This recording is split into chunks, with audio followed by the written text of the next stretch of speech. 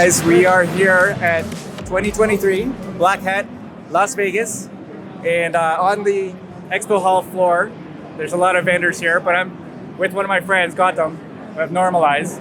Gautam, what do you do? I lead product for Normalize. All right, and so tell me about how you think security has evolved over the past year or two.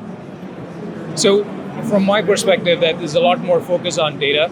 Historically, if you look at security products, there's been a lot of focus on infrastructure, applications, devices, or endpoints, or so on. But increasingly, people are realizing that at the core of it, everybody's trying to protect information. Yeah. And really, there's a lot more need and focus on how are you really protecting my data and reducing my risk of a data breach. And it's a welcome change, I would say, to really get down to the heart of it. Yeah, I mean, when I think about security the way it was even 5 years, 10 years ago, it's a lot different today, right?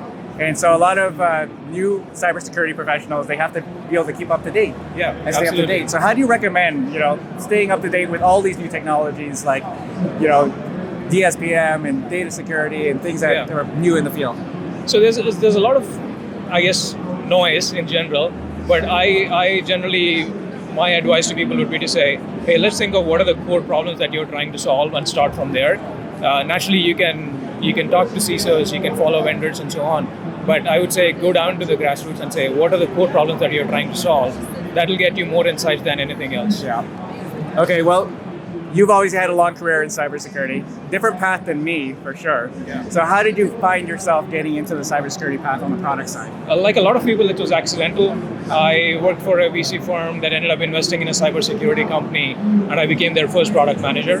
But it was super exciting for me. So initially I thought maybe it's a year or two gig, but really once I saw the momentum in the space, I couldn't find anything better to do. So, yeah, I think a lot of people starting their careers, you never know what you're going to end up doing for your entire career. Exactly. You'll stumble upon it depending on your path and the way you go about your different jobs, different opportunities, and the people you meet. Absolutely. I mean, if you look at the technology landscape in general, there's a lot of change that is happening, but every aspect of that has an impact on cybersecurity. So cybersecurity is not some niche domain. It's literally a horizontal that goes across literally every aspect of technology, right? So it's quite broad, and there's a lot of possibilities in the space in general.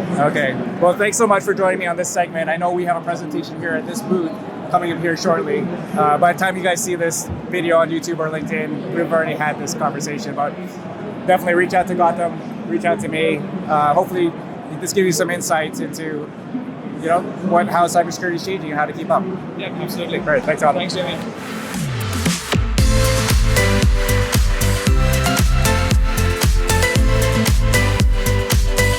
Guys, here I am, just walking around the floor. And I had just finished doing a talk here at this booth, the ServiceNow, and I met Chris. So Chris, what do you do? What's your role? What do you do? Yeah, my name's Chris, and I'm actually a security operations advisory consultant. I work with a security company and actually help a lot of folks establish all their tools and processes into a consolidated view to really just make the world a better place and much more secure, that's for sure. So, and do you come to Black Hat often? Yeah, actually this is my second event. I've really made it my mantra and really something for me to establish a discipline. To come to these events really because it's important to network with people and really bridge those gaps and really build the resiliency of all the different security technologies that we're trying to help serve to our customers. Yeah, I think that's one of it. Right? One is the education aspect of learning what's new, and then the other is networking and meeting. Like we just met at this conference, and absolutely, and now we're best friends. Yeah. Which is fantastic. So it's been a really good event. Yeah, so what would you give advice for people who are starting their careers on how to stay up to date in cybersecurity? Because it's evolving every day. It's changing so fast now. Acceleration with AI, everything's becoming so accessible through every device. My best advice to you is two things, is be kind and be curious. Really take the time, if you're going to research anything that's security related, take the time to learn the basics and the fundamentals. Create a sandbox a playground of all the different tools and solutions you want to test and go after it.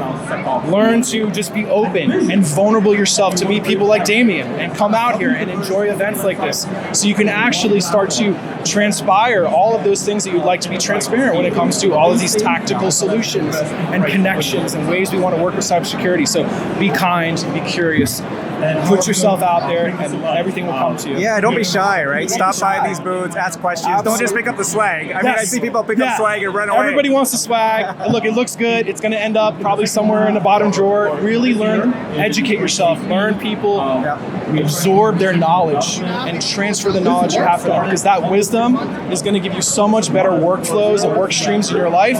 It's going to pay for itself over and over again. So pay it forward, be kind, keep that energy, keep it alive. And we really need cybersecurity professionals, so please. Oh, we please do, apply. but not just anybody. We need good ones. We need good ones, yes. Keep that curiosity and really take the time to establish yourself with individuals who have been in the space for a very long time, right? Back to your point, Damian, don't be shy. Talk to people who are seeing you. Really understand where they came from, right? Boots on the ground. What can I do to better my crafts, better my creativity, my art? So let me ask you this last question. Do you like what you do? A little bit, you could tell maybe. I am extremely passionate as a person, as an individual, as a human being, but I really love what I do because I think technology leads everyone into a better way to build what we're doing together, right? We're building a better world, we're building better opportunities, we're obviously keeping everyone as safe and secure as possible. So keep that passion, keep that drive, and get yourself to as many events as you can. It's super helpful to meet people like Damian here. All right. Well, thanks a lot, Chris. I mean, that's some good insights there, and I really appreciate it being hosted here at the Thank you so Service much Now for booth. what you do. Thanks so much. I appreciate it, brother. Take care. Have a good one.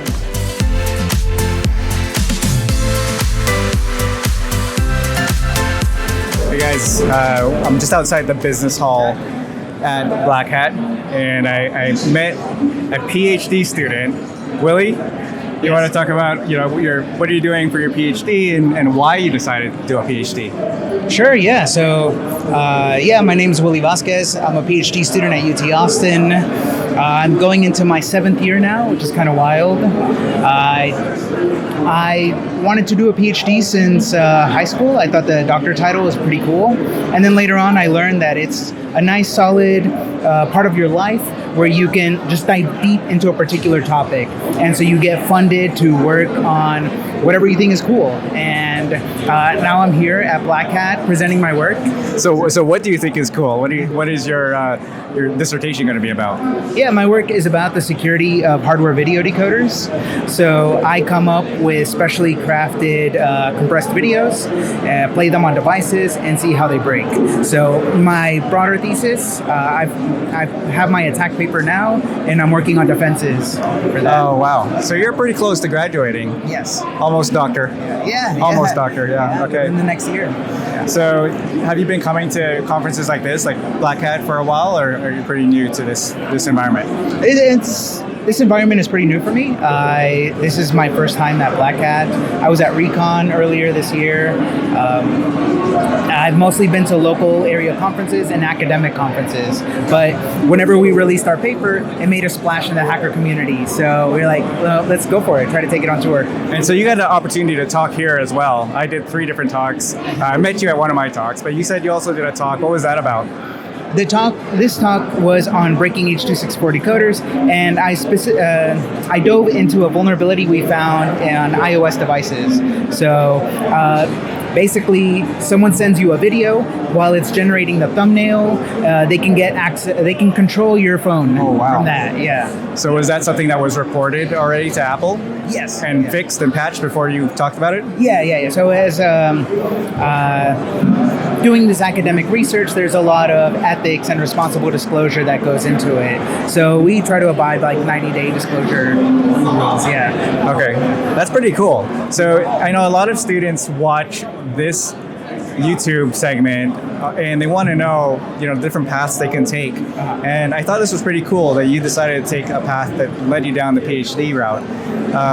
Do you think that's for everybody, or why would they do something like the PhD? I know you talked about trying to challenge yourself and breaking stuff, but for students, regular people out there, what would you give them advice on? So doing a PhD is very challenging. It requires a lot of self-driven motivation, and it's been described as a marathon, not a sprint. So I think if you are passionate about a particular topic, definitely go for it. And one of the key things for success in a PhD is to have the right advisor. Having the right advisor can take you to the next level.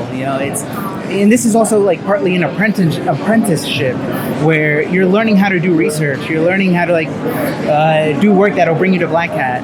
So keep those things in mind. And also for students that may not be aware, doing a PhD in computer science is paid. Like, I am receiving a stipend, my school is being covered. This is a job for the university. So doing a PhD specifically, you shouldn't have to worry about funding. So what happens with discoveries that you make? Do you own that, or does the university own the rights to that? So it's owned by the university, as far as I'm aware, but I think I have the liberty to build off of the things that I discover and do my own thing from that. Okay, that's interesting. So even in the real world, right, I tell a lot of students, get a mentor. Your advisor is essentially your mentor that's helping you through the process. I think mentors and advisors are highly valuable in what we do. Yeah, no, I definitely agree, and I think you need to have multiple mentors at different stages of your career, and also be mentoring those underneath you, so that you can bring folks up with you as well. All right. Well, thank you very much for joining me on this segment. Almost Dr. Vasquez. Yeah. Thank you, Damian. And good luck through the rest of your studies. I'll keep an eye out. Actually, I'll read your dissertation once it's published. Yeah, our paper is out already, H26 Forge. Okay. So you can check that out. Check that out. Spoilers for my dissertation. Yeah. All right. Well, thanks, guys. PhD obviously is another path for you to take, and Dr. Vasquez has given you some pointers. So keep that in consideration. Thank you very much.